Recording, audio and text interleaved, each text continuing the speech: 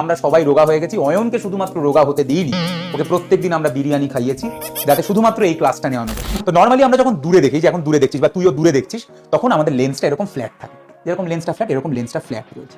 কেন লেন্সটা ফ্ল্যাট রয়েছে? কারণ দুদিকে লিগামেন্ট লেন্সটাকে ধরে রেখে দিয়েছে এবং লিগামেন্টের সঙ্গে যে সিলিয়ারি পেশিগুলো রয়েছে সেগুলো কিন্তু শিথিল রয়েছে, অর্থাৎ সিলিয়ারি পেশি শিথিল, লিগামেন্টগুলো টেনে রেখে দিয়েছে এবং লেন্সের বক্রতাটা ফ্ল্যাট। এইবার দূরে দেখতে দেখতে যেই আমরা কাছে দেখলাম, সাথে সাথে লেন্সের বক্রতাটা বৃদ্ধি পেল। কেন বক্রতা বৃদ্ধি পেল? কেন বক্রতা বৃদ্ধি পেল? কারণ এই সিলিয়ারি পেশির সংকোচন হলো, সিলিয়ারি পেশির সংকোচন হলো এবং লেন্সের বক্রতা বৃদ্ধি হলো। তাহলে আবার কি হলো? যখন দূরে দেখছি তখন ফ্ল্যাট। কেন ফ্ল্যাট? কারণ সিলিয়ারি পেশি শিথিল, লিগামেন্টগুলো টেনে রেখে দিয়েছে, বক্রতা কম এবং দূরের জিনিস দেখছি। এরকম দেখতে দেখতে যেই কাছের জিনিস দেখলাম, সিলিয়ারি পেশি সংকোচন হলো, বক্রতা বেড়ে গেল এবং এটাকে আমরা অ্যাকোমোডেশন বা উপযোজন বলি।